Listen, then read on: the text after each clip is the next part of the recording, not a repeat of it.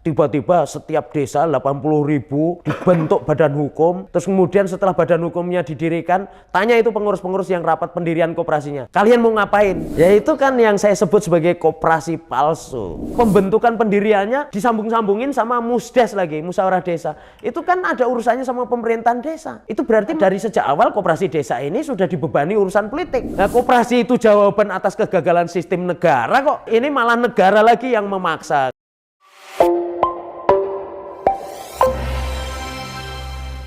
Selamat siang Mas Suroto. Selamat siang Mas Giri. Ini kita nih mau ngobrol-ngobrol nih di acara podcast Tip Talk Artikel 33. Podcast ini diproduksi sama Artikel 33. Artikel 33. Artikel 33 Undang-Undang Dasar 45. Oh. Nah, ini sebuah organisasi sebenarnya yang berfokus pada riset, advokasi, kebijakan, sumber daya alam, pendidikan, kesetaraan gender, inklusi sosial, dan ekonomi kerakyatan. Jadi intinya kita mendorong agar sistem perekonomian di Indonesia ini, kebijakan pemerintah itu untuk sebesar-besarnya kemakmuran rakyat. Nah, pada topik kali ini kita akan membahas mengenai koperasi. Nah, ini kan lagi ngehit nih Mas, soal koperasi. Dan Mas Suroto ini kan pakar koperasi gitu ya, terkait dengan... Ya enggak lah. Expert Lagi lah. belajar. Expert yang menggeluti isu-isu koperasi gitu Mas. Nah, kita tahu secara konseptual koperasi ini sebenarnya dia apa? Amanat konstitusi ya. Amanat konstitusi pasal 33 ayat 1 kan disebutkan bahwa perekonomian kita harusnya dibangun didasarkan pada usaha bersama, kemudian ada konsep demokrasi ekonomi dan lain sebagainya. Dan kemudian yang diterjemahkan oleh salah satu founding fathers kita yang cukup membanggakan gitu ya, Muhammad Hatta, diterjemahkan sebagai bentuknya itu adalah sebuah koperasi gitu. Nah, tapi pada kenyataannya kan ini ada sebuah fenomena bahwa koperasi ini tidak menjadi, kalau istilahnya orang-orang itu sokoguru gitu, guru perekonomian. Nah, mungkin pertanyaan pertama Mas, gimana sih menurut Mas Suroto gitu ya, bahwa konsep yang paling penting ketika kita membahas koperasi di dalam berusahanya itu apa sebenarnya, esensinya itu apa gitu dari usaha bersama ini? Ya, pertama kita harus mengacu ke konstitusi ya, karena kita ini kan menyusun republik pakai konstitusi. Betul. Ada juga negara yang tidak punya konstitusi kan gitu. Iya. Berarti rujukan kita ya konstitusi. Konstitusi yang mengatur soal ekonomi itu pasal 33. Iya. Tapi jangan lupa bahwa soal ekonomi itu luas sekali, ada pasal tentang keuangan, ada kaitannya juga pasal 1 ayat 2 tentang kedaulatan negara. Betul. Kedaulatan negara itu ada di tangan rakyat, itu juga manifestasinya ada di soal ekonomi juga gitu. Iya. Jadi kita harus membaca secara utuh tentang ekonomi itu, ada soal fakir miskin dan anak terlantar dipelihara oleh negara, itu juga perkara ekonomi, juga perkara sosial ekonomi.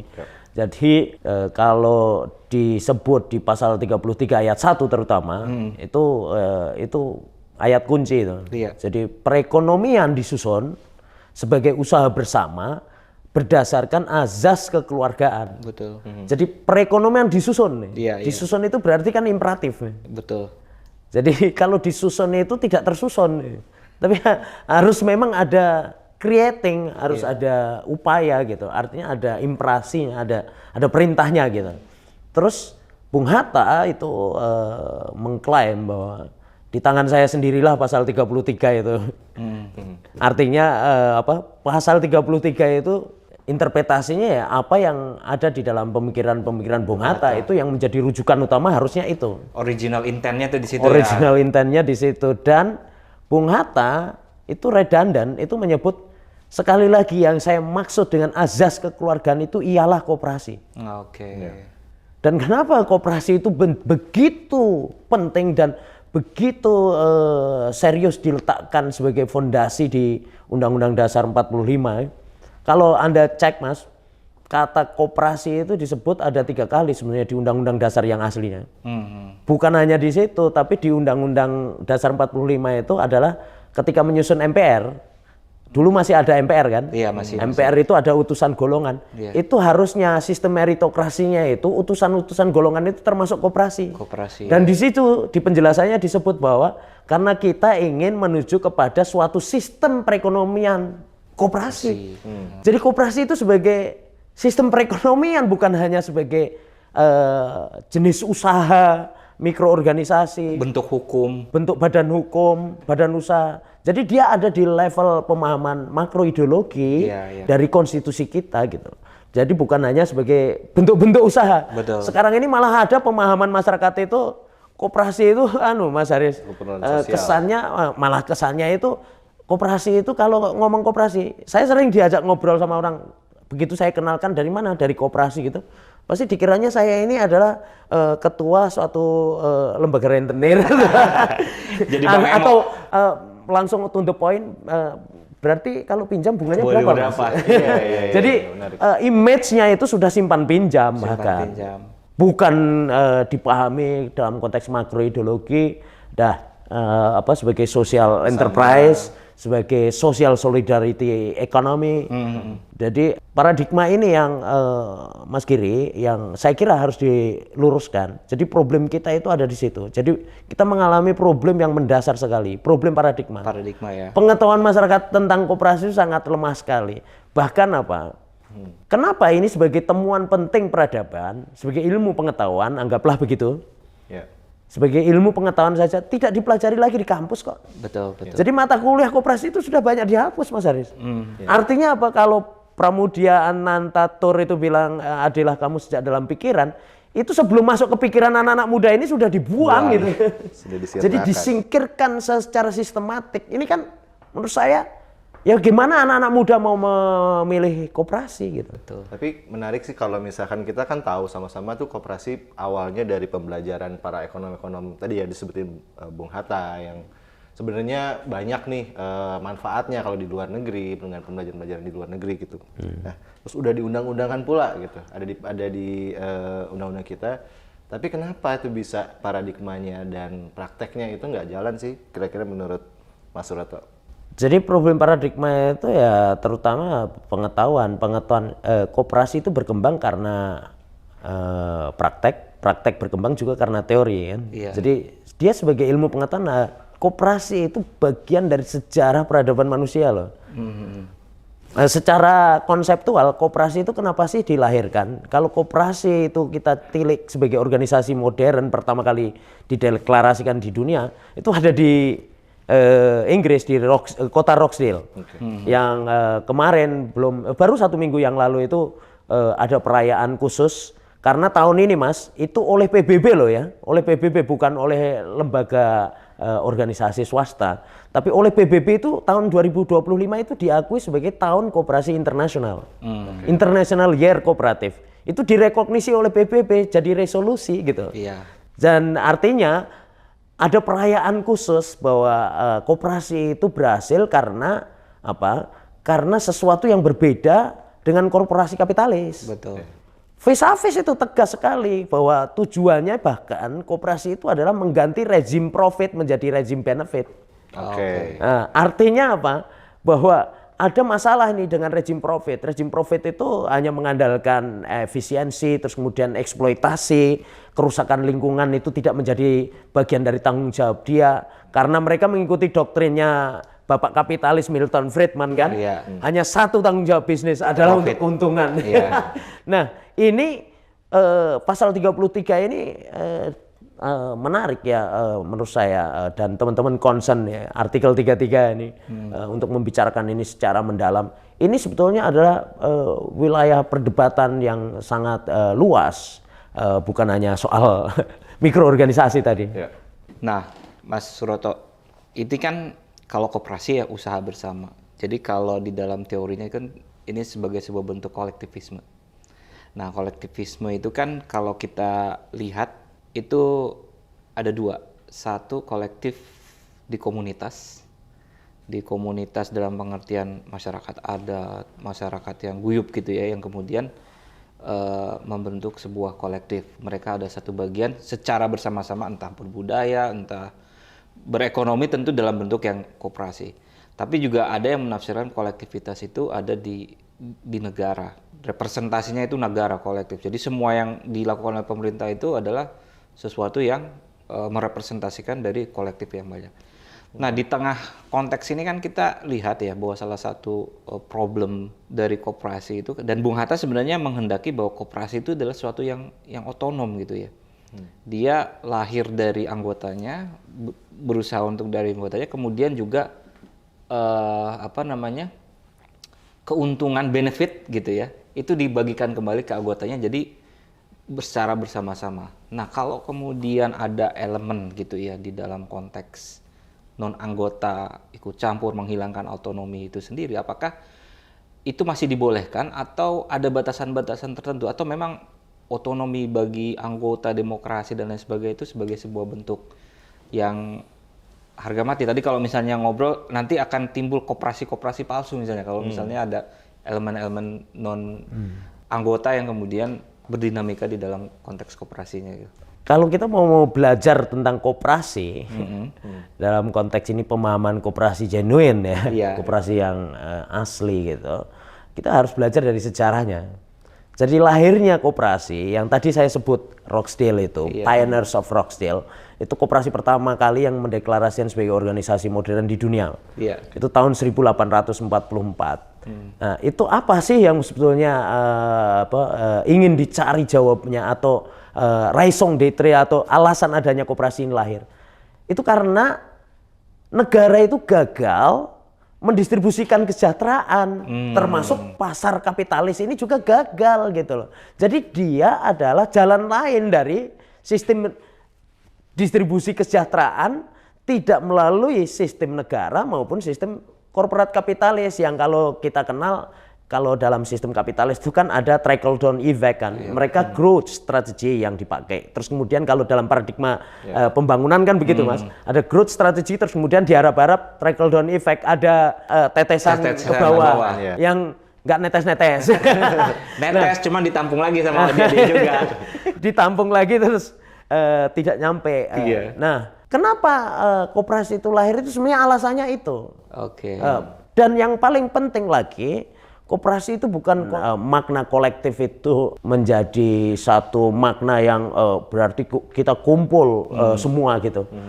Perekonomian disusun sebagai usaha bersama berdasarkan azas kekeluargaan. Usaha bersama itu maksudnya adalah bahwa ketika kita menyebut sebagai nation, sebagai bangsa Indonesia, membentuk negara Indonesia, itu adalah terbentuknya nationality kita itu kan sebagai usaha bersama. Usaha bersama yang berasas kekeluargaan, yang berasas koperasi. Koperasi itu apa sih? Koperasi itu sebetulnya alat. Kalau dia sebagai konteks mikroorganisasinya sebagai alat untuk mencapai suatu sistem di mana manusia itu dihargai lebih tinggi daripada modal. Capital is not master but servant. Itu yang menjadi kata kunci. Jadi pionir Rochdale yang saya sebut di Inggris tadi dalam konteks sejarah, dia menyebut we are the equitable society pioneers of Rochdale. Kami adalah perintis masyarakat setara dari Rochdale. Kenapa?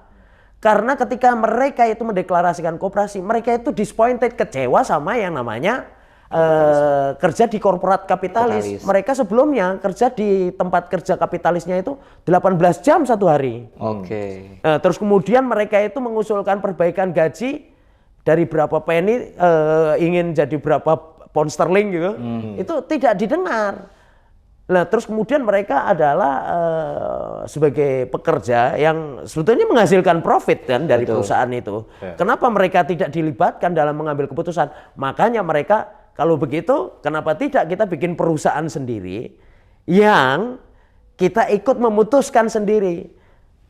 Kenapa koperasi itu pada akhirnya menyematkan prinsip demokrasi, equality, maksudnya kesetaraan itu sangat penting.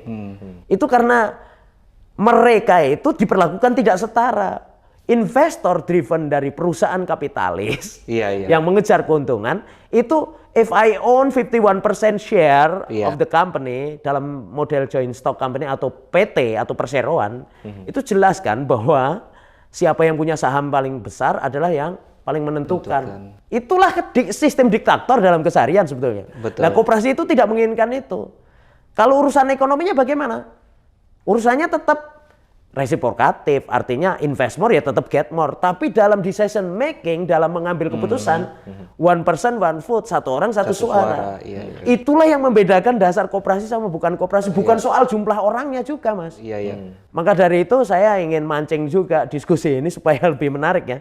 Di luar negeri, di Singapura sama di Jepang, orang mendirikan koperasi itu 3 orang boleh. Oke. Nah, kalau kita harus 9 orang. 9 orang. 9 orang cita-citanya cuman ingin dapat bantuan dari pemerintah. Kalau enggak pengen cari sumbangan dari donor. Nah, gimana kita mau membangkitkan koperasi sebagai soko guru? Soko pinggiran aja sampai hari ini enggak loh, Mas. Iya. Sampai hari berapa ini. besar Mas koperasi kita di ekonomian itu? Jadi ini per statistik yang dirilis oleh Kementerian Koperasi ya. Itu tahun 2023 yang dirilis terakhir kan tahun 2023. Itu hanya 0,95%. Tidak sampai 1%, Mas. 95%. Jadi jangankan soko guru, soko pinggiran aja belum. Iya. Nah ini kalau dihitung statistiknya oke, ini 1 tahun. 10 tahun terakhir statistiknya saya hitung sama, Mas. Hanya 1,05%. Artinya hanya 1%. Jadi omong kosong kita ngomong soko guru itu semua yang diomongin sama pemerintah itu hanya slogan. Iya. Ini slogan. Iya. Kita itu banyakkan retorika lah gitu. Tapi kelihatan nggak tuh Mas dari 1% itu kira-kira koperasi yang model apa sih sebenarnya yang bertahan dan 70% koperasi itu pun kontribusinya adalah kontribusi bisnisnya adalah dari 70 sampai 80-an% itu adalah dari simpan pinjam. Simpan pinjam. Makanya persepsinya bunga sama begitu ngomong koperasi langsung simpan pinjam. Kalau bisa pinjam nggak usah ngebalikin nih. Koperasi produksi juga sedikit sih itu. Sangat sedikit. Sementara kalau teman-teman lihat statistik koperasi di negara lain, ini saya beri contoh aja. Japanese Agriculture Zeno itu asetnya 6 kali lipat dari Honda, Mas. Kalau Anda lihat di Singapura, perusahaan retail nggak ada yang dikuasai swasta. Perusahaan retail itu market share-nya 62% di Singapura nih. Retail itu dikuasai satu koperasi yang namanya NTUC Fair Price. Dan itu dimiliki oleh warga Singapura. Artinya apa? Perusahaan semacam toko dan jaringan supermarket, mall, tapi pemiliknya adalah konsumennya. Lah kita pemiliknya siapa? Ya, temannya Mas Giri itu ya, sama Mas Haris ya. Cuman 2 gelintir orang itulah pemiliknya, keluarga kan. Kalau nggak Alfamart, Indomaret. Ini ngomong apa? Kita mau ngomong ekonomi, demokrasi ekonomi macam apa? Ekonomi Pancasila apaan? Iya. Jadi ekonomi Pancasila itu intinya adalah ekonomi gotong royong. Ini apa yang digotong, apa yang diroyong? Apa yang digotong, apa yang diroyong? Iya kan? Nah Mas, ini kan jadi menarik. Jadi kita melihat ini kita nih nggak jadilah koperasi sebagai soko guru dan kemudian juga yang harusnya imperatif itu jadi enggak kan, kayak itu kurang lebih gitu. Tapi kan kita sering lihat bahwa kayak saya tuh dari SD dari zamannya Pak Harto kan, saya lahir waktu zaman itu koperasi itu di mulut para pejabat tuh sering keluar. Segala macam keluar dan lain sebagainya. Kemudian pada realitasnya kan kita melihat bahwa koperasi itu maknanya tereduksi ya. Jadi kalau enggak koperasi itu ketika persepsi di lapangannya itu keuntungannya itu bukan buat anggotanya tapi pengurusnya. Ada Plesetan KUD ketua untung duluan. Ketua untung duluan itu satu. Terus kemudian yang kedua ya kalau enggak itu koperasi plat merah. Papan nama. Kalau misalnya ada bantuan dia baru aktif. Kalau enggak ya enggak ini juga. Nah itu apa sih sebenarnya yang terjadi Mas di dalam konteks ini menurut Mas ini? Jadi, kenapa koperasi bisa begitu? Koperasi di Indonesia itu didominasi oleh koperasi-koperasi palsu. Jadi saya berani mengatakan 207.000 koperasi di Indonesia hari ini. Ya kalau dicek itu koperasi terbanyak di dunia itu jumlah koperasi. Tapi kuantitas ya. Kuantitas Indonesia selalu kuantitas. Itu saya berani mengatakan yang palsu dan tinggal papan nama. Itu 90-an persen, Mas. Dan yang 10% itu pun kita perlu cek lagi lebih mendalam. Kalau kita cek apakah mereka itu menjalankan konsep koperasi itu menggunakan prinsip koperasi, values-nya koperasi, nilai-nilai kesetaraan, terus kemudian prakteknya secara bisnis itu ada economic patron refund, memberikan keuntungan kepada anggotanya. Nah, itu mungkin akan lebih sedikit lagi jumlahnya. Tapi itu perlu diriset lebih serius lagi. Tapi perkiraan saya kurang lebih seperti itu. Kenapa? Kebanyakan koperasi di Indonesia itu lahir karena distimulasi oleh kebijakan pemerintah sendiri. Jadi siapa yang memproduksi kerusakan koperasi di Indonesia adalah pemerintah. Siapa yang mengkreasi? Pemerintah juga. Nah, contohnya adalah KUD, Koperasi Unit Desa. Itu ketika awal-awal Orde Baru kan koperasi unit desa itu jadi primadona. Betul. Kenapa? Karena pemerintah yang bikin. Pemerintah memberi bisnisnya. Jadi dikasih privilege bisnis untuk pembelian pembelian gabah untuk pengadaan beras Bulog sama pendistribusian pupuk. Nah, memang itu jadikan saluran khusus ya. Itu kan barang publik. Mungkin karena itu barang ada subsidinya, jadi ada harus jalur khusus. Ya dia efektif sebagai jalur khusus. Tapi as a business dia tidak dibangun dalam konteks bagaimana dia sustain. Dia bagaimana berkelanjutan. Kenapa? Karena organisasinya tidak dibangun, Mas. Orang hanya melihat koperasi as a business. Koperasi itu jual identity. Nilai juga harus Dia ada ya. adalah suatu sistem perusahaan tapi secara mikroorganisasi ya.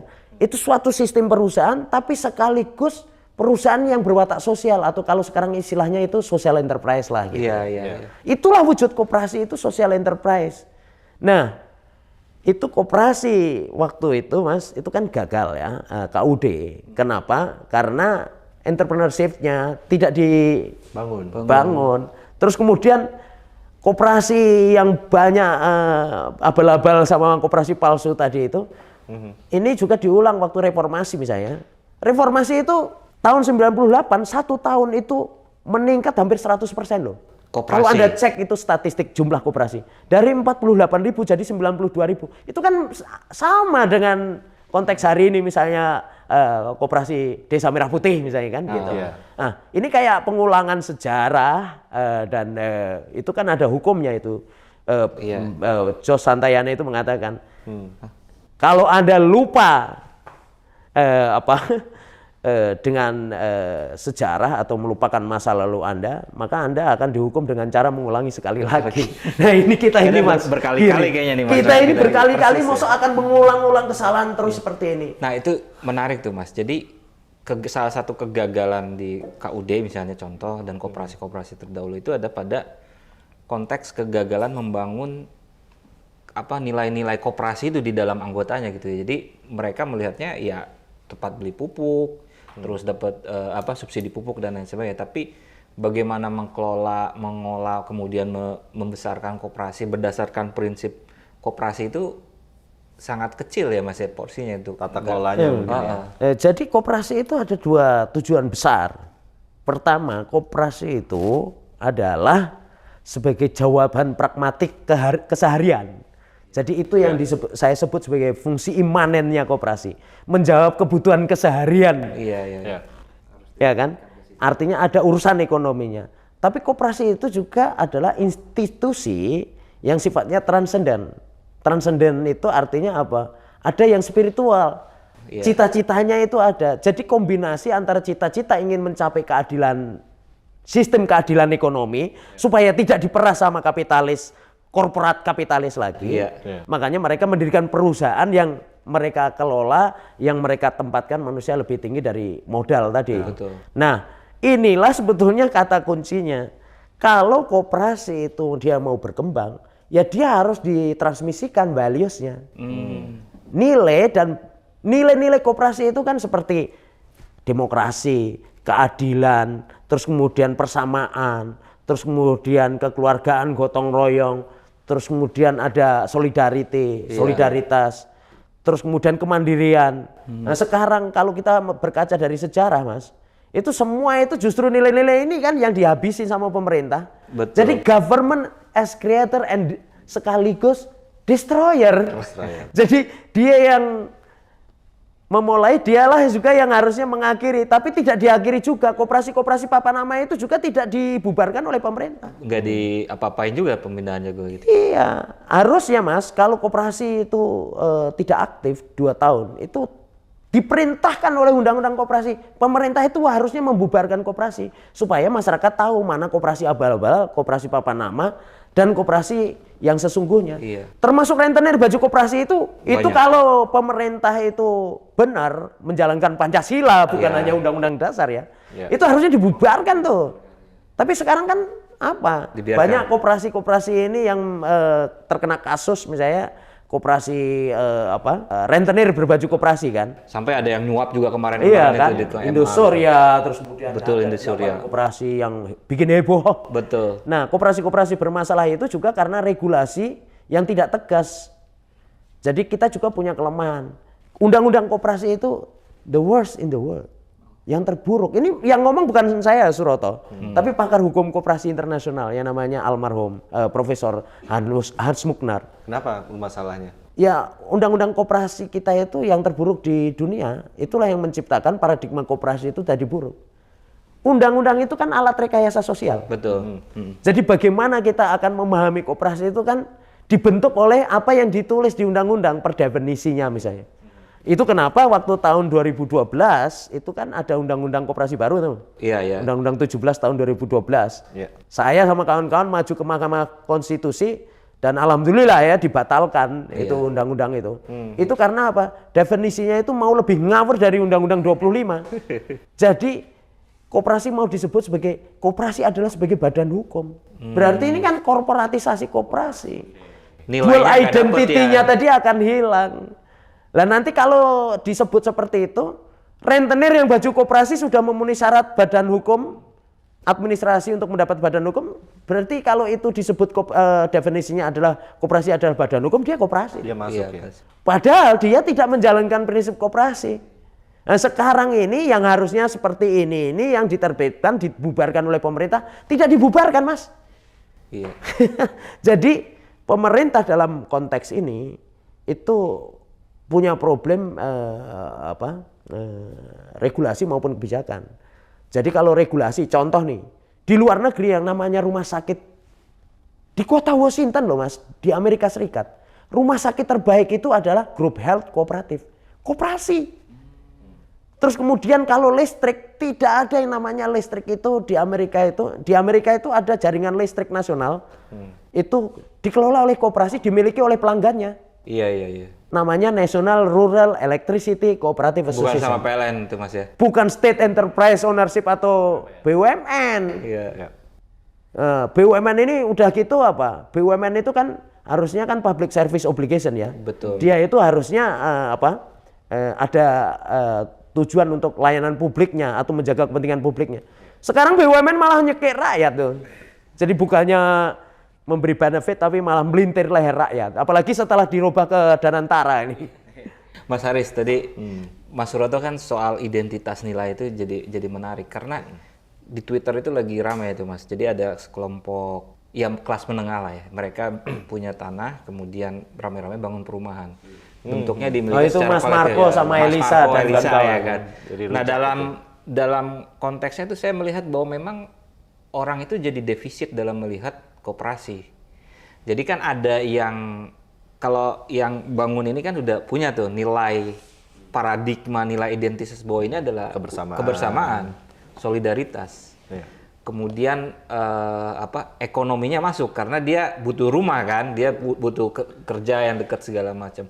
Tapi yang di Twitter itu terlihat defisit, dia tidak memahami atau memiliki persepsi bahwa ini loh solidaritas ini juga nilai. Yang ada timbul kecurigaan, ntar bagaimana di masa depan, jadi bayangan-bayangan akan kegagalan koperasi dikuasai satu orang, nanti diusir segala macam itu jadi ada problemnya gitu di situ ya. Itu karena tadi problem paradigma Mas. Mereka itu masyarakat itu memang tidak tahu koperasi. Memang tidak diajarkan. Tidak diajarkan. Kampus tidak ada di dalam kurikulum. Di sekolah ada kurikulum koperasi, nggak ada lagi Mas. Betul. Jadi kalau kita ke luar negeri itu di kampus-kampus itu ada center of excellence yang menarik. Mereka mengkaji koperasi dan kalau di Malaysia itu malah mata pelajaran wajib sampai dari tingkat SD itu, sampai kuliah itu.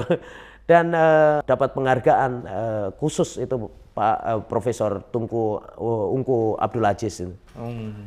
Profesor ini yang memperjuangkan masuk di dalam kurikulum nasional. Nah, koperasi itu dia di Indonesia ini kan hanya diserahkan ke masyarakat dalam praktek. Sudah gitu yang mempraktekannya tidak tahu koperasi. Terus kemudian masyarakat begitu ada sodoran-sodoran konsep koperasi yang benar, langsung persepsinya macam-macam. Ya iyalah, orang dia nggak tahu. Housing kooperatif atau koperasi perumahan itu adalah solusi bagi sistem perumahan yang komersial, yang diselenggarakan oleh para developer komersial yang tidak terjangkau. Bahkan dengan gaji UMR itu seumur hidup, kalau kita hitung-hitung, apakah mampu mengangsur rumah misalnya seharga 0,5 miliar yang itu paling kecil lah di Jakarta.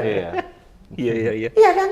Itu rasionalitas kita itu sudah hilang. Nah, koperasi perumahan atau housing kooperatif tadi yang dibangun oleh Mas Marco dan Elisa, dan termasuk kampung akuarium yang dibangun oleh dan diperjuangkan oleh teman-teman jaringan rakyat miskin kota. Ini kan modular, bahwa ketika orang itu ingin mendapatkan rumah yang layak, mereka itu bisa menggunakan sistem koperasi. Layak dan murah loh ya. Betul. Kenapa? Karena kalau sistem perumahan kapitalis sudah pasti ada diambil keuntungannya. Otomatis otomatis kan pasti akan mahal. Betul. Belum lagi ada biaya bunga macam-macam kan gitu. Yang kalau mereka itu developernya pinjam ke bank. Kan seperti itu. Nah, koperasi ini adalah ownership-nya bersama-sama, dan disitulah yang disebut dengan manajemen at cost. Artinya apa? Manajemen koperasi itu modularnya canggih sekali. Dia hanya akan menempelkan keputusan manajemennya itu, pengeluaran-pengeluaran itu untuk kebutuhan yang real gitu loh, at cost gitu. Jadi kalau saya ngelihat sebenarnya koperasi itu harusnya tuh muncul untuk mengatasi sebuah masalah yang tentunya ada masalah ekonomi juga secara bersama-sama, kolektif, dan itu bisa membantu dirinya sendiri, anggotanya sendiri sebetulnya gitu ya. Dan ini menarik sih Mas Giri, karena kita kan juga sama-sama tahu ya tentang saat ini pemerintah lagi mau mencanangkan soal koperasi Desa Merah Putih ini.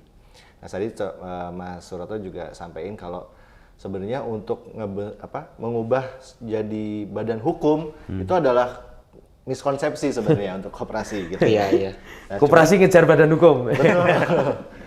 Cuma kan yang mungkin sekarang lagi di proses sama pemerintah itu adalah ya membadan hukumkan semua koperasi ini yang 80.000 itu. Per desa satu. Nah, itu gimana tuh menurut Mas Ya itu Suroto kan yang saya sebut sebagai koperasi palsu. Kepalsuan koperasi atau lahirnya koperasi palsu itu ada 3 sebab, Mas.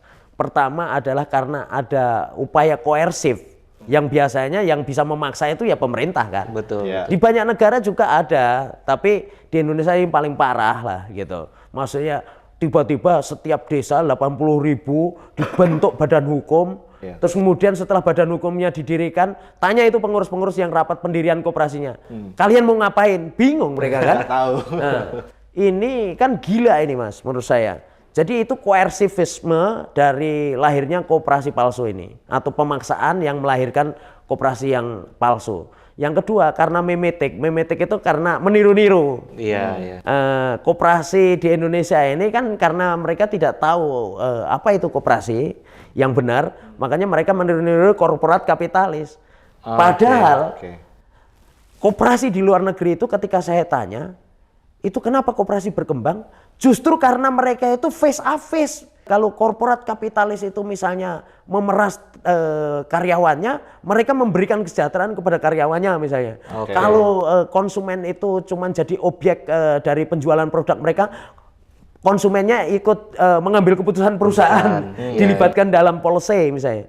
Terus kemudian kalau korporat kapitalis itu ingin membentuk lembaga keuangan atau mendirikan bank itu adalah untuk profit oriented, untuk mengambil keuntungan.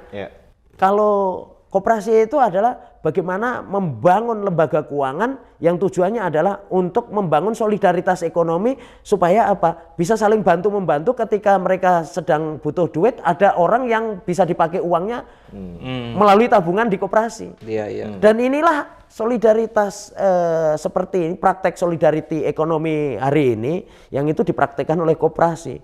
Nah, yang ketiga itu menormalisasi. Jadi koperasi itu dinormalisasi seperti korporat kapitalis lah gitu. Nah, karena apa ya? Lagi-lagi karena paradigma atau pengetahuan cara pandang masyarakat kita yang buta tentang koperasi. Buta aksara terhadap koperasi ya Mas saya. Jadi rakyat Indonesia pada dasarnya itu kebanyakan mereka itu buta aksara, buta makna terhadap koperasi. Jadi nggak mengerti konsep koperasi. Tidak tahu itu. koperasi wong karena tidak Diajarkan. pernah diajarkan dan tidak mau belajar juga. Ketika nemuin praktek ya ketemunya sama rentenir, sama iya. nama sama yang Asal sudah berbadan hukum koperasi disebut koperasi. Iya. Koperasi Desa Merah Putih itu kan koperasi yang akan menambah sampah badan hukum koperasi, Mas. Dia bukan koperasi, tidak layak disebut sebagai koperasi, Mas. sebenarnya harus ditertibkan justru yang gitu. Ini yang harus ditertibkan, tapi yang bikin kan pemerintah, berarti pemerintahnya yang harus tertibkan. Loh, kita kan memilih presiden Bener. adalah untuk kita perintahkan presiden Bener. untuk menertibkan koperasi yang dia bikin yang ngawur itu. Jadi kalau misalnya program ini mau berjalan, itu pemerintah juga harus melakukan kurasi. Dalam artian bahwa koperasi tadi ada sistem nilai yang dianut apa dipahami oleh anggotanya sama kebutuhan ekonominya gitu. Kalau tadi Elisa dan Marco soal perumahan, mungkin di desa apa yang kemudian jadi ini? Karena yang saya dengar koperasi ini nanti akan menyalur sembako, farmasi. Dan lain sebagainya. Nah itu gimana Mas menurut Mas itu? Ya itu kan persis seperti yang dilakukan KUD di masa lalu tadi, menyalurkan pupuk, terus kemudian pembelian gabah untuk pengadaan beras bulog. Kenyataannya kan nggak jalan, Mas. Iya, iya. Terus rontok. Kenapa? Karena tidak dibangun sebagai secara organik dia menjawab kebutuhan. Dan tidak ada kemandirian di situ, tidak ada demokrasi di situ, tidak ada dilahirkan sifat entrepreneurship di situ. Malah pembentukan pendiriannya disambung-sambungin sama musdes lagi, musyawarah desa. Itu kan ada urusannya sama pemerintahan desa. Betul. Kalau seperti itu berarti dari sejak awal koperasi desa ini sudah dibebani urusan politik. Betul. Kalau ganti kepala desa bisa repot itu. Iya, Misalnya otomatis kepala desa adalah sebagai pengawas. Apa urusannya? Oke. Koperasi itu badan hukum privat yang direkognisi oleh negara. Dia bukan badan hukum publik. Lah apa urusannya? Nah, koperasi itu jawaban atas kegagalan sistem negara kok. Ini sama sistem korporat kapitalis, gitu, ini malah negara lagi yang memaksa kan gitu. Jadi as creator and destroyer, sebagai pengkreasi sekaligus perusak sebenarnya pemerintah ini. Jadi ini koperasi dengan pola yang ada sekarang, koperasi Merah Putih ini otomatis ini akan jadi KUD baru gitu Mas, ini yang kegagalan yang lama gitu ya. KUD gagal, yang akan lebih masif dan lebih parah. Karena KUD dulu hanya 7.500 Mas. Sekarang 80.000. 80.000 kan sinting ini. Menurut saya ini akan menjadi artefak masa depan, pelajaran buat akademisi dan anak-anak muda di masa yang akan datang. Ini loh cara salah membangun koperasi. Saya udah pesimis seperti itu. Nah, karena Mas, sudah salah teori dan salah konsep, Mas. Kalau misalnya kita apresiasi gitu ya, bahwa pemerintah ini mau bangun koperasi ini. Nah, yang harus dilakukan apa sebenarnya? Apakah tadi kalau misalnya syarat 2, ada anggotanya yang memang organik, kemudian ada kebutuhan ekonomi. Di desa itu atau di manapun itu ada nggak misalnya yang bisa dilakukan oleh pemerintah ketika mau membangun gitu secara genuine, bukan yang konsep sekarang gitu? Selain menggagalkan rencana koperasi. Iya, dia nggak perlu melanjutkan ini, apa yang dilakukan? Kalau mau membangun koperasi yang benar, dan pemerintah mau dicatat dalam sejarah sebagai pembuat policy koperasi yang baik, itu yang pertama harus dilakukan itu apa? Adalah mendekonstruksi paradigma perkoperasian bahwa koperasi itu bukan hanya badan hukum. Iya. Nah, lalu apa yang harus dilakukan adalah jangan menghambat berdirinya koperasi juga. Oke. Nah, kenapa sih koperasi harus didirikan itu dengan syarat 9 orang misalnya? Harusnya koperasi itu bisa didirikan 2 orang, seperti di Inggris, di mana-mana itu koperasi bisa didirikan 2 orang. Tadi kan saya sebut di Singapura, di Jepang, 3 orang Mas. Artinya bahwa anak-anak muda itu biarkan mereka itu mengembangkan koperasi, bisnis dan memilih koperasi dengan sendirinya. Kenapa? Karena mereka itu ingin membangun koperasi karena apa sih?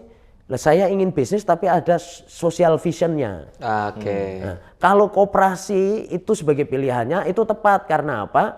Tujuannya untuk menciptakan keadilan. Nah, kalau misalnya Anda ingin menjadi kapitalis, ingin mengejar keuntungan semata-mata dengan menekan pengeluaran dan gaji buruhnya sebesar-besarnya atau sekecil-kecilnya, ya berarti korporat kapitalis yang dirikan PT kan gitu. Udah ada 2 opsi. Atau kalau yang sekarang di kota-kota itu firma gitu-gitu Mas ya? Enggak, kalau firma itu hanya badan usaha. Ini yang usaha badan ya? hukum. Oh, badan hukum, oke. Badan hukum itu kan koperasi, PT. Itu yang urusan bisnis 2 yang badan hukum itu. Iya. Nah, anak-anak muda ini biar memilih aja. Oke. Kenapa sih harus dibikin susah gitu kan?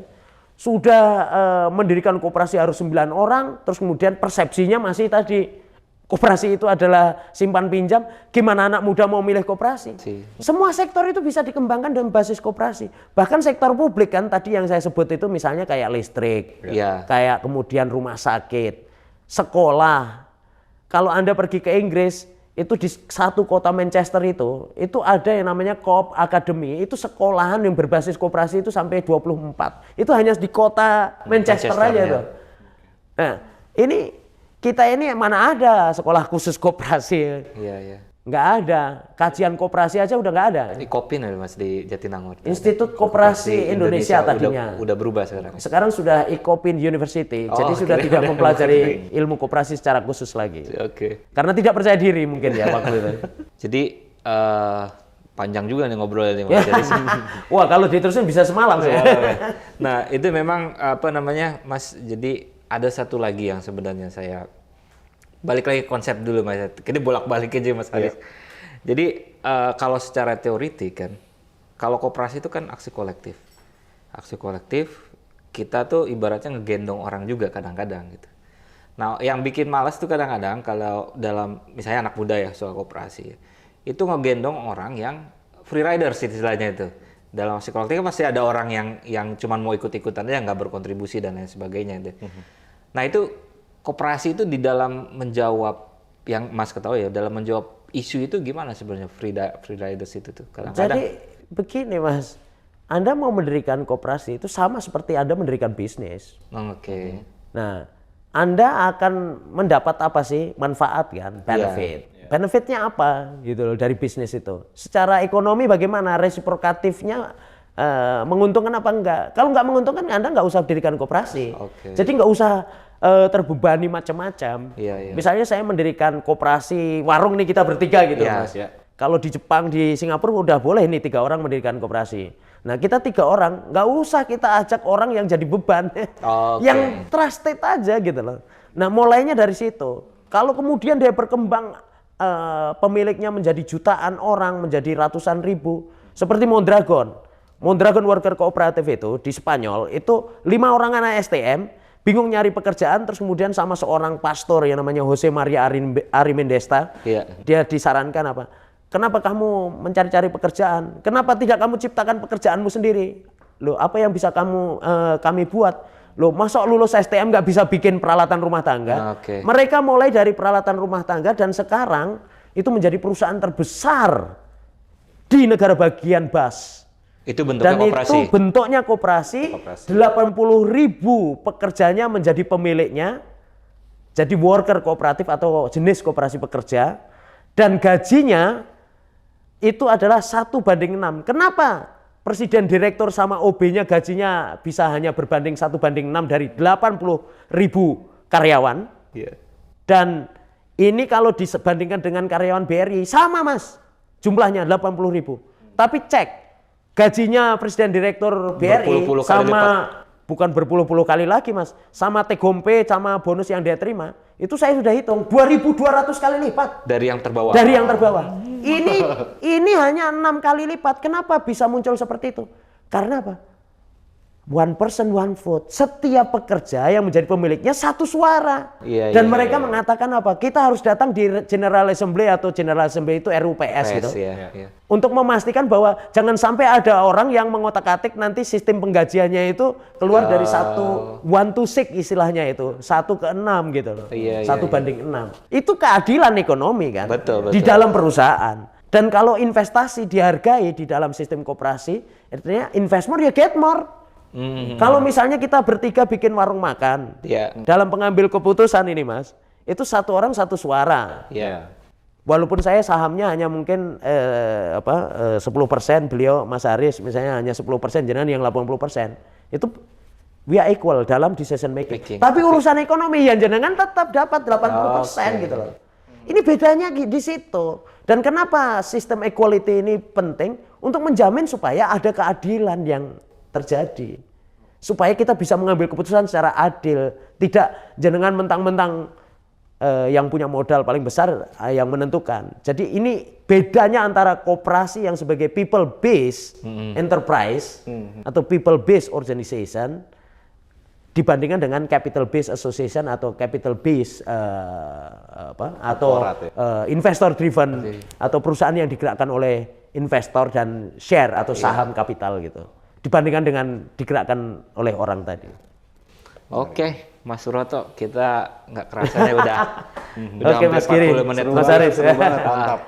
Terima Ya, kasih atas obrolan-obrolannya ya Mas Aris ya. Iya. Jadi kita sudah membahas mengenai konsep dan beberapa pertanyaan jadi terjawab sebenarnya soal, terutama tuh saya yang mengganggu saya itu soal kenapa gagal, kenapa koperasi jadi bank emok, bukan yang ini jadi Itu kita harus lawan bersama-sama. rentenir dan lain sebagainya. Ternyata memang value-nya nggak dapet, Ditinggal.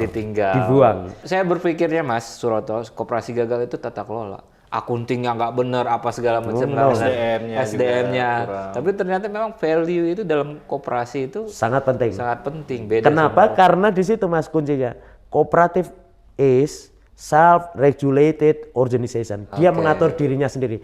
Diatur pakai apa? Diatur pakai nilai-nilai dan prinsip koperasi. Itulah kesuksesan yang dirayakan di tahun Koperasi Internasional tahun 2025 ini. Oke, ya. Oleh seluruh gerakan koperasi dunia ya. Siap. Oke, terima kasih Mas Suroto. Terima kasih Mas atas Giri, ininya. Mas Aris. Terima kasih. Sukses selalu, sehat selalu. Terima kasih.